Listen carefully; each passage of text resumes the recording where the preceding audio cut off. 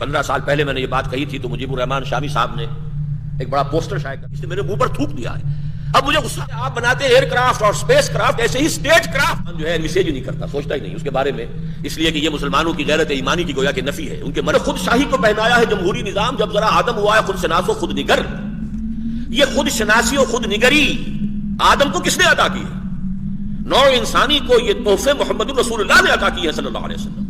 آج سے 1400 برس قبل جو نظام قائم کیا تھا، جو خلافت راشدہ کے دوران للی ان بلوم جسے ہم کہتے ہیں، پھول پوری طرح کھلا ہے حضرت عمر رضی اللہ تعالیٰ عنہ کے دور خلافت میں، تو وہ جو نظام ہے اس نے جو دیا تھا، جو حریت فکر، آزادی رائے، تنقید کی آزادی، مساوات، عدل میں مساوات، قانونی مساوات، سماجی مساوات، اس حد تک کہ خلیفہ اور ایک خادم سفر کر رہے ہیں اور ایک منزل میں خلیفہ جو ہے وہ اوپر بیٹھا ہوا ہے سواری کے اور خادم آگے چل رہا ہے پیدل مہار پکڑے ہوئے، دوسری منزل میں خادم اوپر بیٹھا ہوا اور خلیفہ آگے چل رہا ہے. یہ ظاہر بات ہے کہ یہ ساری چیزیں جو ہیں، علامہ اقبال نے جو کہا کہ ہر کجا بینی جہان رنگ بو کہ از خاکش برو یا دارزو یا ضرور مصطفیٰ اورا بحاس یا حنود اندر تلاش مصطفیٰ. یوں سمجھیے کہ شیطنت نے در حقیقت اس کا جواب دیا ہے کہ اگر آج محمد رسول اللہ نے لوگوں کے اندر یہ ہیومن ایکویلٹی اینڈ فریڈم اور فریٹرنٹی کے اصول جو ہے عام کر دیے ہیں، تو مجبوراً اب ہم اس ملوکیت کی، اس ہیومن ساورنٹی کی جو گندگی کی بہت بڑی گٹھڑی تھی تو اب ایک شخص کے سر پر رکھا کرتے تھے، اب وہ تولا تولا باشا ماشا عوام میں تقسیم کر دیں گے. گندگی تو گندگی رہے گی. ہیومن ساورنٹی کی کوئی بھی فارم ہو، وہ پرسنل ہو یا پاپولر ہو، وہ کفر اور شرک ہے. تو امپلیمنٹیشن آف خلافہ میں نے عرض کیا کہ جب تک نبوت جاری تھی اس کی کیفیت اور تھی، نبوت کے اختتام کے بعد اب یہ کلیکٹیو وائسرنسی آف دی مسلمز. تیسری بحث ہے عہد حاضر میں نظام خلافت کی کیا شکل بنے گی. اس کو میں 3 ذیلی حصوں میں تقسیم کر رہا ہوں. پہلی بات جو ذرا بولڈ سٹیٹمنٹ ہے اور چونکا دینے والا بھی ہے، آج سے کوئی 15 سال پہلے میں نے یہ بات کہی تھی تو مجیب الرحمان شامی صاحب نے ایک بڑا پوسٹر شائع کر دیا تھا میرے اس قول پر مبنی، اور ایک اپنا جو پرچہ تھا اس کا ایک خاص نمبر شائع کیا تھا. میں نے یہ کہا تھا کہ خلافت راشدہ کا ایگزیکٹ ریپلیکا اب دوبارہ دنیا میں کبھی نہیں آ سکتا. بظاہر بڑا شاکنگ سٹیٹمنٹ ہے کسی مسلمان کے لیے کہ خلافت راشدہ کا، لیکن لفظ جو ہے ایگزیکٹ ریپلیکا، اس کی پوری کاربن کاپی دوبارہ دنیا میں نہیں آ سکتی. میں آج پھر وہی سٹیٹمنٹ آپ کے سامنے رکھ رہا ہوں، لیکن اس کے لیے 4 وجوہات جو ہیں وہ بیان کر دیتا ہوں. نمبر 1، دور خلافت راشدہ. دیکھیے خلافت علی منہاج النبوہ یہ اصطلاح اور ہے، یہ تو خلافت راشدہ پر بھی منطبق ہو جائے گی اور اب جو خلافت آنے والی ہے اس پر بھی منطبق ہو جائے گی. لیکن خلافت راشدہ یہ اصطلاح صرف وہی ہے کہ جو اس دور پر تھی کہ جو حقیقت میں دور نبوت کا تتمہ اور زمیمہ تھا. اب نہ نبوت آئے گی نہ وہ خلافت راشدہ، وہ زمیمہ یا تتمہ اب نہیں آ سکتا. جب اصل ہی نہیں ہے تو زمیمہ اور تتمہ کیسے؟ اس کا مطلب کیا ہے کہ جو تزکیہ کیا تھا محمد رسول اللہ صلی اللہ علیہ وسلم نے، ظاہر بات اس کا کوئی امکان نہیں ہے کہ تاریخ انسانی میں اس نوعیت کا تزکیہ، وہ بے نفسی کہ این حالت جنگ میں بھی حضرت علی یہ دیکھ رہے ہیں کہ یہ شخص جو ہے اس کو میں نے زیر کر لیا تھا اور میں نے پچھاڑ دیا تھا، کس نے میرے منہ پر تھوک دیا ہے، اب مجھے غصہ آ گیا ہے، اب اگر میں قتل کروں گا تو اس میں میرے ذاتی انتقام کا ایلیمنٹ بھی شامل ہو جائے گا، لہذا چھوڑ کر رہنا ہوگا. یہ تزکیہ کون کرے گا اور کس کا ہو سکتا ہے؟ ناممکن ہے. جیسے امتناع نظیر کا مسئلہ ہے محمد رسول اللہ صلی اللہ علیہ وسلم کے لیے، ایسے ہی سمجھیے کہ صحابہ کرام کا جو تزکیہ محمد نے کیا تھا اس کی کوئی نظیر ممکن نہیں. نمبر 3 یہ کہ وہاں صحابہ کی درجہ بندی بھی تھی. یہ عشرہ مبشرہ ہیں چوٹی کے، یہ اصحاب بدر ہیں، یہ ہے وہ اصحاب بیعت رضوان، اصحاب الشجرہ. جب غزوہ حنین میں بھگدڑ مچی ہے تو حضور نے جو نعرے لے کر پکارا ہے، آپ نے جن الفاظ سے لوگوں کو واپس بلانے کے لیے آواز دی ہے وہ کیا تھا؟ الیہ یا اصحاب البدر، الیہ یا اصحاب الشجرہ. کہاں جا رہے ہیں؟ ادھر آؤ. تو اس طریقے سمجھیے کہ یہ جو ایک ترتیب تھی، عشرہ مبشرہ، اصحاب بدر، پھر بیعت رضوان والے، پھر جو بھی فتح مکہ سے قبل ایمان لے آئے، پھر وہ کہ جو بعد میں ایمان لائے، تو لقاء کہہ لیجیے. یہ درجہ بندی تو اب نہیں ہے، وہ درجہ بندی موجود تھی. اس کی ایک بہت اہم مثال صاحب نے آئی کہ حضرت عمر رضی اللہ تعالیٰ عنہ نے جب یہ محسوس کیا کہ میں اب اس پوزیشن میں نہیں ہوں کہ کسی شخص کو نامزد کر سکوں، انہوں نے نام لیے. اگر وہ زندہ ہوتے تو میں ان کو نامزد کر دیتا، اگر وہ زندہ ہوتے تو میں نامزد کر دیتا، لیکن اب جو لوگ ہیں ان میں میرے لیے مشکل ہے کہ میں کسی کو نامزد کر سکوں. تو پھر جو کمیٹی بنائی وہ کون تھے؟ جو عشرہ مبشرہ میں سے باقی رہ گئے تھے. ابو بکر جا چکے، عمر جا رہے ہیں، اب باقی جو رہ گئے تھے ان میں سے بھی ایک کے بارے میں کہہ دیا کہ تم چونکہ میرے بہنوئی ہو، تم اس کے اندر شریک تو ہو کہ مشورے میں تمہاری رائے نہیں ہو. تو یہ اصحاب جو عشرہ مبشرہ تھے ان کی کمیٹی بن گئی. یہ درجہ بندی تو اب موجود نہیں. چوتھے یہ کہ وہ معاشرہ قبائلی معاشرہ تھا. ایلڈرز آف دی کلینز بیٹھ جائیں، ایلڈرز آف دی ٹرائبز، ان کا مشورہ ہو جائے. یہ بیلٹ باکس اور ایک ایک شخص سے رائے لینا، یہ ایکسرسائز فیوٹیلیٹی ہوتی ہے، اس کا کوئی امکان نہیں تھا، نہ کوئی فائدہ تھا. یہ 4 اسباب ہیں جن کے تحت اب exact carbon copy, exact replica of खिलाफत राशिदा नामुमकिन है। Much water has flown down the river of time, बहुत सा वक्त पानी गुजर चुका है वक्त के दरिया में। कौन स्याही घोल रहा है वक्त के बहते दरिया में, तो बड़ी स्याही भी घुली है, बहुत सा पानी जो है बह गया है। अब एग्जैक्ट वो नहीं आएगा, अब क्या होगा, ये दूसरी बहस है, ज़ैली बहस इस तीसरी बहस की। अब हमें एक उसूल बनाना पड़ेगा कि हमें उसूल लेने होंगे अहद नबी और दौरे खिलाफत राशिदा से, और इदारे और इंस्टीट्यूशंस लेने होंगे मगरिब से। उसकी वजह क्या है? खिलाफत राशिदा के दौर के बाद उम्मत मुस्लिमा तो फिर ढलवान के ऊपर चल पड़ी, मुलूकियत का दौर का आगाज हो गया। लेकिन यह है कि इसके जो असरात थे, वही जो human equality, fraternity and freedom के जो रूह बेदार की थी मोहम्मद रसूलुल्लाह सल्लल्लाहु अलैहि वसल्लम ने, जिसकी सबसे बड़ी गवाही एच.जी. वेल्स ने दी है। शातिम रसूल है, अपने वक्त का रुश्दी था, लेकिन यह कि एक concise history of the world में मजबूर हो गया ये मानने पर, घुटने टेक कर, although the sermons of human fraternity, freedom and equality were said before also, we find a lot of them in Jesus of Nazareth, but it must be accepted that it was Muhammad sallallahu alaihi wasallam who established for the first time in history a society based on these principles. ये H.G.. Wales कह रहा है। अगर ये जो दादा जो उसका एडिशन आज मार्केट में, उसमें से ये डिलीट कर दिया गया हिस्सा, पुराने एडिशन पे आपको जाना पड़ेगा जो लाइब्रेरीज के अंदर मौजूद होगी, इसलिए कि ये हलक से ये कड़वा कौल जो है, जदीद जो एडिटर्स है इस किताब के, उनके हलक से उतरा नहीं।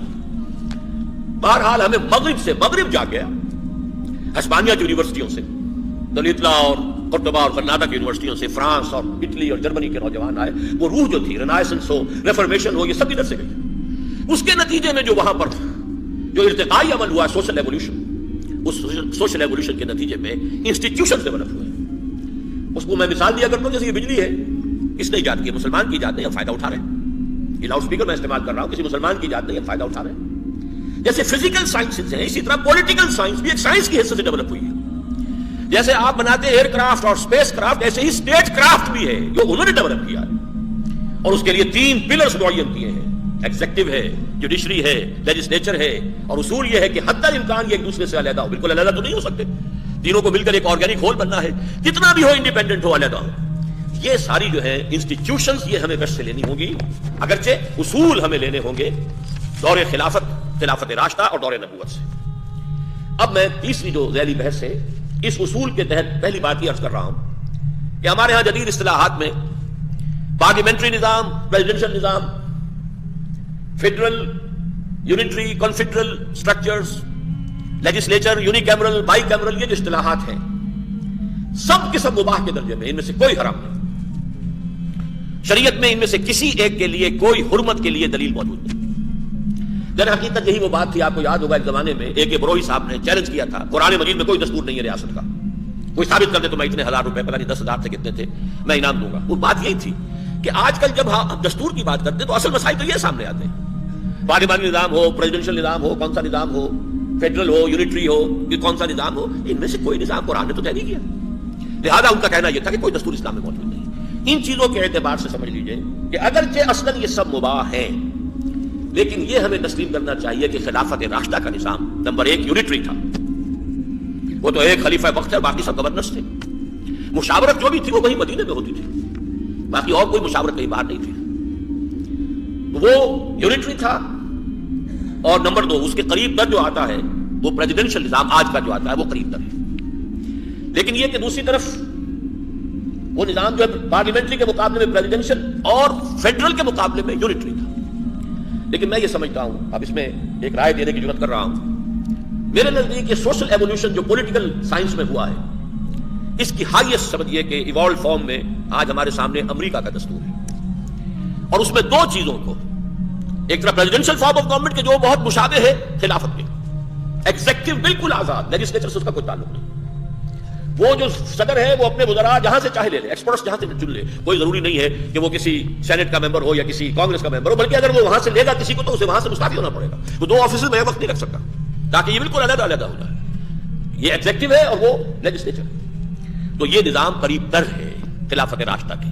लेकिन दूसरी तरफ अमेरिका का निजाम जो है वो फेडरल है और ट्रू फेडरेशन। उसमें जो डिसेंट्रलाइजेशन है अथॉरिटी और पावर की, काउंटी लेवल तक हुकूमत को ले आना, वहां का शरीफ भी इलेक्टेड है। ये नहीं है कि थानेदार वहां से वहां, वहां से वहां, एसपी वहां से वहां, कोई हुकूमत आई उसका पसंदीदा एसपी वहां पहुंचा दिया गया, उसने मुखालिफिन को सताना शुरू कर दिया। लोकल सारे अफेयर्स लोकल, शरीफ है, मेयर है, वो लोकल। वो ये मेरे नजदीक ये रूह असर है।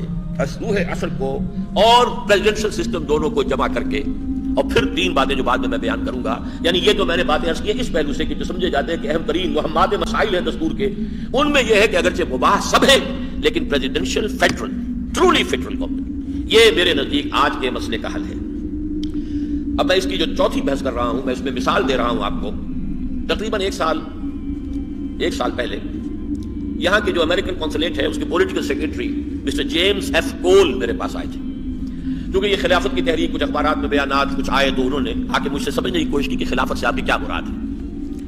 میں نے انہیں بات کو ظاہر بات ہے کہ وہ زیادہ کوئی فلسفیانہ اور نظری بحث کا موقع بھی نہیں تھا، بہت مختصر کرنے کے لیے میں نے کہا کہ آپ take American constitution and add to it 3 things and it becomes خلافہ۔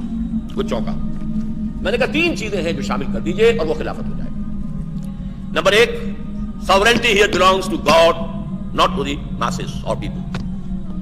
یہ خالص نظری سی بات ہے، لیکن یہ کہ بہرحال اصل اصول یہ ہے، یہ دفعہ نمبر 1 آپ کے دستور میں ہونی چاہیے۔ Number 2، no legislation can be done at any level, any decision even at county level یا یہ کہ state level پر یا federal level per, no legislation can be done repugnant to the book of God, that is Quran, and the tradition of his messenger, that is Sunnah۔ No legislation can be done repugnant to the Quran and the Sunnah۔ Number 2 یہ، اور number 3 یہ کہ nation state کے جو concept ہے مخلوط قومیت کی بجائے full citizenship here will be for the Muslims. The non-Muslims will be protected minorities۔ 3 باتیں اگر شامل ہو جائیں تو باقی آپ کا پورا نقشہ، پوری آپ کی تفاصیل، جس پر نہ معلوم کتنی ایکسرسائز ہوئی ہے، کتنی محنتیں ہوئی ہیں، کتنے اس میں رد و بدل کے بعد وہ دستور جو ہے پہنچا ہے، اس میں انتخاب کے لیے کون کون سے طریقے اختیار کیے گئے وغیرہ وغیرہ، یہ تمام چیزیں جو ہے ان کے بارے میں مزید بھی مشورے ہو سکتے ہیں، لیکن 3 چیزیں شامل ہو جائیں آج کے دنیا کے کسی بھی جمہوری ملک میں، اس کے دستور میں یہ 3 چیزیں شامل کر دی جائیں، یہ در حقیقت اس دور کا نظام خلافت ہو جائے۔ اب میری چوتھی بحث ہے نظام خلافت میں قانون سازی۔ ایک تو مغالطہ بہت سے لوگوں کو قانون سازی کی ضرورت کیا، قانون تو ہے ہمارے پاس، فقہ موجود ہے، فتاوی عالمگیری موجود ہے، فلاں موجود ہے، فلاں موجود ہے، بس امپلیمنٹیشن ہے۔ اور کچھ اس کا یہ کہ معاملہ کیا گیا ایران میں فقہ جعفری، اب افغانستان میں طالبان کے ذریعے سے فقہ حنفی، ہمارے ہاں بھی بعض حضرات کی رائے ہے بس ٹھیک ہے فقہ حنفی ہے اس کو نافذ کر دیا جائے۔ تو گویا کہ قانون سازی کا تو دائرہ خاص ہے ہی نہیں، کیا ضرورت ہے قانون سازی کی، لیجسلیشن۔ پہلی بات یہ سمجھ لیجئے کہ اسلامی ریاست عہد حاضر کا نظام خلافت میں لیجسلیشن، قانون سازی کا بہت وسیع میدان، بہت وسیع میدان۔ پہلی بات تو یہ کہ اکثر و بیشتر چیزیں مباح ہیں، حرام چیزیں تو گنتی کی ہیں، حرام چیزوں کو چھوڑ کر باقی سب مباحات ہیں۔ مباحات میں سے چوز کرنا، ظاہر بات ہے کہ اس میں عوامی رائے کو دخل ہونا چاہیے، لہذا لیجسلیشن کے لیے میدان موجود ہے۔ پھر یہ کہ انتظامی امور ہیں، بجٹ ایلوکیشنز ہیں، یہ ساری پالیسیز کون بناتا ہے؟ تو لیجسلیچر کی اپنی جگہ ضرورت ہے، وہ رہے گی، اور قانون سازی کا ایک بہت بڑا میدان ہے، لیکن یہ قانون سازی ہوگی کتاب و سنت کی حدود کے اندر اندر۔ اسی لیے 2 آیتیں قرآن مجید کی جس میں فیصلہ کن ہے۔ سورہ حجرات کی پہلی آیت، یا ایھا الذین آمنوا لا تقدموا بین یدی اللہ ورسولہ واتقوا اللہ ان اللہ سمیع علیم۔ اہل ایمان اللہ اور اس کے رسول سے آگے مت بڑھو، وہ میں واضح کر چکا ہوں، وہ دائرہ ہے اللہ اور اس کے رسول کا، کتاب و سنت کا دائرہ ہے، اس کے اندر اندر رہو۔ امرہم شورا بینہم، یہاں جو چاہے فیصلہ کر لو، لیکن یا ایھا الذین آمنوا لا تقدموا بین یدی اللہ ورسولہ واتقوا اللہ، اللہ سے ڈرتے رہو، ان اللہ علیم خبیر سمیع علیم، اللہ تعالیٰ سب کچھ سننے والا اور جاننے والا ہے۔ اور یہ میں نے عرض کیا تھا یہ امرہم ہے، امرہم شورا بینہم، اور یہ ہے وہ بات جو علامہ اقبال نے کہی ہے کہ یہ جو پارلیمنٹ میں لوگ جو ہوں گے، ظاہر بات ہے سب علماء نہیں ہوں گے، لے مین بھی ہوں گے اس میں، اور اس میں کوئی شک نہیں ہے کہ لے مین جو ہوتا ہے اسے حالات و واقعات، ایک ایکسپرٹس ہیں، ایک اکیڈمیشنز ہیں، وہ قرآن اور سنت کی باریکیوں کے اندر ہی ان کا سارا وقت گزر رہا ہے، وہ شاید حالات سے اتنے واقف نہ ہو، فیکٹس آن دی گراؤنڈ جو ان کے سامنے اتنے واضح نہ ہو۔ لے مین جب شامل ہو جائیں گے تو جس کو ہماری فقہ میں استحسان کہا جاتا ہے، مصالح مرسلہ کہا جاتا ہے، یہ مسئلے جو ہیں عام عوامی مصلحتیں، عوام کی بہبود کے مسائل، یہ بھی لازماً اس میں کنٹریبیوٹ کریں گے تھرو دیز لے مین، اور اس سے یہ کہ اس پارلیمنٹ کے اندر، اس لیجسلیچر کے اندر قانون سازی ہوتی رہے گی۔ البتہ یہاں ایک سوال پیدا ہو جاتا، اگر نزاع ہو جائے تو فیصلہ کون کرے گا؟ ایک شخص کہتا ہے کہ یہ قانون بنایا ہے اس عدالت نے، اس پارلیمنٹ نے، میرے نزدیک یہ حدود اللہ سے تجاوز ہے، شہری ہے وہ، ایک مسلمان ہے، میں یہ کہتا ہوں کہ یہ کتاب و سنت سے تجاوز ہو گیا ہے، یہ قانون کلی طور پر یا جزوی طور پر منافی ہے قرآن و سنت کے، وے شری کو۔ یہ ہے وہ بات کہ جو جزوی طور پر واضح کر دی گئی ہے سورہ نساء کی آیت نمبر 59 میں، لیکن اس میں ایک خلا ہے، اور وہ خلا ہے ابھی اس سوشل ایوولوشن کے ذریعے سے جو پر ہونے والی جگہ تھی اس کو اللہ تعالیٰ نے وہاں خالی رکھا ہے. میں چاہتا ہوں اس آیت کو اچھی طرح سمجھیے. یا ایھا الذین آمنوا اطیعوا اللہ واطیعوا الرسول واولی الامر منکم. اے اہل ایمان اطاعت کرو اللہ کی اور اطاعت کرو اس کے رسول کی اور اپنے میں سے اہل الامر اولو الامر کی. یہاں نوٹ کرنے کی بات یہ ہے کہ اطیعوا تین کے ساتھ نہیں آیا، دو کے ساتھ آیا. دو شکلیں اور ممکن ہو سکتی تھی. یا تو جیسے بریکٹ ہوتی ہے، بریکٹ کے باہر اطیعوا ہوتا ہے، بیچ میں تینوں آ جاتی ہے، اطیعوا اللہ والرسول واولی الامر منکم. اطاعت کرو اللہ کی اور اس کے رسول کی اور اپنے اولو الامر کی. اس میں بھی یہ تینوں برابر ہو جاتے. یا اطیعوا تیسری مرتبہ بھی آتا، اطیعوا اللہ واطیعوا الرسول واولی الامر منکم واطیعوا اولی الامر منکم، تب یہ برابر ہو جاتے. لیکن نہیں، اس فرق کو واضح کیا ہے. اطیعوا اللہ واطیعوا الرسول واولی الامر منکم. تکرار ہے اطیعوا کی اللہ اس کے رسول کے ساتھ، اولی الامر کے ساتھ نہیں. اس لیے کہ مستقل بالذات اطاعت، مستقل بالذات مطلق اطاعت صرف اللہ اور اس کے رسول کی ہے، اولی الامر کی نہیں ہے. اولی الامر کے لیے پہلی شرط ہو گئی منکم، مسلمانوں میں سے ہونے چاہیے. اب ظاہر بات ہے کہ اس میں اللہ تعالیٰ نے وہ بحث کی نہیں کہ اگر غیر مسلم قرآن ہو تو کیا ہوگا. یہ چیز قرآن جو ہے میسیج ہی نہیں کرتا، سوچتا ہی نہیں اس کے بارے میں، اس لیے کہ یہ مسلمانوں کی غیرت ایمانی کی گویا کہ نفی ہے، ان کے مر جانے کی دلیل ہے کہ وہ کسی غیر مسلم کے محکوم ہو کر رہ گئے. یہاں اولی الامر منکم، اپنے میں سے مسلمان ہونا تو لازم ہے اس کا، لیکن یہ کہ اس کی اطاعت مطلق نہیں ہے، تابع رہے گی اللہ اور اس کے رسول کی اطاعت کے. وَإِن تَنَازَعْتُمْ فِي شَيْءٍ. اب اولو الامر کہہ رہے ہیں کہ یہ قانون ہم پاس کر رہے ہیں اور یہ کتاب و سنت کی حدود کے اندر ہے. میں کہہ رہا ہوں نہیں ہے. وَإِن تَنَازَعْتُمْ فِي شَيْءٍ، اگر تمہارا اختلاف ہو جائے، نزاع ہو جائے، جھگڑا ہو جائے کسی معاملے میں، فَرُدُّوهُ إِلَى اللَّهِ وَالرَّسُولِ، تو لوٹا دو اللہ اور اس کے رسول کی طرف. اور اللہ اور اس کے رسول کی طرف لوٹایا کیسے جائے گا؟ اللہ سے مراد اللہ کی کتاب، رسول سے مراد رسول کی سنت. رسول کے ہوتے ہوئے تو سوال ہی نہیں تھا، وہ تو رسول خود ہی فیصلہ کر رہے تھے. ظاہر بات ہے بات کے لیے بات ہو رہی ہے، رسول بھی موجود نہیں ہے اور اللہ کے اور ہمارے مابین بھی غیب کا پردہ حائل ہے. لہذا فردوه الى الله والرسول ان کنتم تؤمنون بالله واليوم الاخر ذلك خیر واحسن تاویلا. اگر تم واقعتاً اللہ پر اور یوم آخر پر ایمان رکھتے ہو تو یہ تمہیں طرز عمل اختیار کرنا چاہیے. یہ بہترین ہے اور نتیجے کے اعتبار سے بہت ہی نتیجہ خیز صحیح نتائج پیدا کرنے والا ہے. اب یہاں خلا جو ہے اس کو سمجھ لیجیے. اللہ رسول کی طرف رجوع کرو کیسے؟ ادارہ کون سا ہے؟ وہ کس کے پاس جائے؟ یہ ہے خلا جو سوشل ایوولوشن نے پر کیا ہے. عدلیہ، لیجسلیچر اپنی جگہ ہے، قانون سازی کر رہی ہے، اور جب دستور میں یہ طے ہوگا کہ no legislation can be repugnant to the Quran and the Sunnah, تو جو بھی پارٹی ان پاور ہے یا جو بھی اس وقت حکومت ہے وہ اپنے حد تک کوشش کرے گی، وہ اپنے ایکسپرٹس رکھے گی، ان کی کمیٹیز بنائے گی کہ کتاب و سنت کے اندر اندر ہی ہو، ورنہ تو یہ کہ ایکسرسائز ان فیٹیلٹی ہو جائے گی، عدالت میں جا کر کوئی چیلنج کرے گا اور وہ غلط ہو جائے گا، ڈن اینڈ وائڈ ہو جائے گا. لیکن انہوں نے پوری کوشش کر لی اپنی. پھر بھی ایک شخص کی رائے ہے کہ اس کے اندر تجاوز ہو گیا ہے تو کوئی جگہ ہونی چاہیے، انسٹیٹیوشن ہونا چاہیے جو اس وقت موجود نہیں تھا. عدلیہ کے پاس جاؤ، وہاں ثابت کرو اپنی بات کہ یہ کتاب و سنت سے تجاوز ہے. اس لیے کہ عدلیہ جو ہے دستور کی کسٹوڈین ہے. اگر دستور کے اندر کچھ حقوق ہیں شہریت کے اور ایگزیکٹو نے کہیں چھاپا مارا ہے، اس پر کوئی شفون مارا ہے، تو کہاں جائے گا شہری؟ عدلیہ کے پاس. اسی طریقے سے اگر دستور میں لکھا ہوا ہے no legislation can be done repugnant to the Quran and the Sunnah, تو ظاہر بات ہے کہ اب اگر یہ میری رائے یہ ہے کہ اس میں ہوا ہے، تجاوز ہوا ہے، تو لہذا عدلیہ جو ہے فیصلہ کرے گی. اب یہ ہے بڑا ٹیکنیکل ایشو جس کا فیصلہ جو ہے وہ عوامی جلسوں میں نہیں ہو سکتا. اس کا فیصلہ جو پارلیمنٹ میں جہاں لیمن بھی ہے یہ فیصلہ نہیں ہو سکتا. لیکن یہ ہے کہ یہ فیصلہ ہوگا وہاں جہاں پر ٹیکنیکل بحث ہو سکتی ہے، جہاں وہ کلا آئیں گے، جہاں ایکسپرٹس آئیں گے، جو کانسلٹ آئیں گے، علماء آئیں گے، سب کے سب آ کر دلائل دیں گے، فیصلہ ہوگا. لہذا یہاں پر صرف اصل جو چیز رہ جائے گی وہ کتاب اور سنت رہ جائے گی. یہ بڑا اہم مسئلہ ہے. تمام فقہ صرف نظائر کی حیثیت حاصل کر لیں گے. مستقل اطاعتیں صرف دو ہیں، اللہ اور اس کے رسول کی.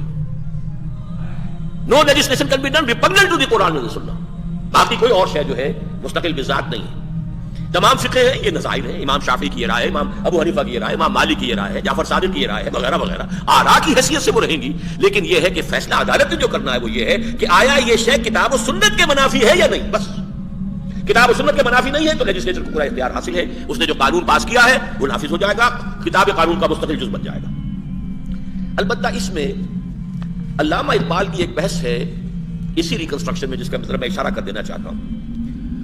قرآن اور سنت کے بارے میں یہ جان لیجئے کہ قرآن لفظاً مستقل ہے، دائم ہے.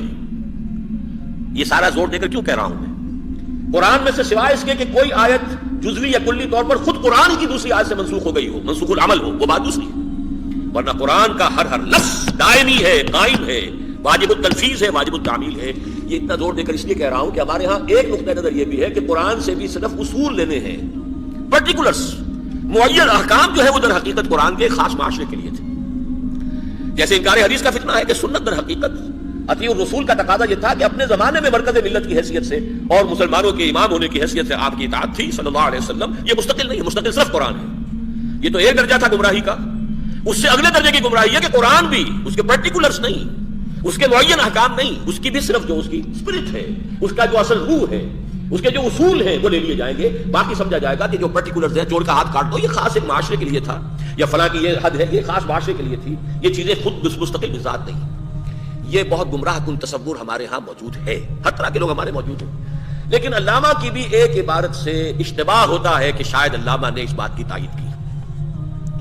یہی وجہ ہے کہ میں نے سن 67 میں جو مضمون لکھا تھا، جو بعد میں اسلام کی نشرت ثانیہ کرنے کا اصل کام کے نام سے شائع ہوا بڑی تعداد میں، اور جو اس کے بعد میری پوری قرآنی تحریک جو ہے قرآنی انجمن خدام القرآن، بلکہ انجمن ہائے خدام القرآن اور قرآن اکیڈمیز وغیرہ کے لیے گویا کہ وہ ایک مینیفیسٹو ہے، بنیادی دستاویز ہے.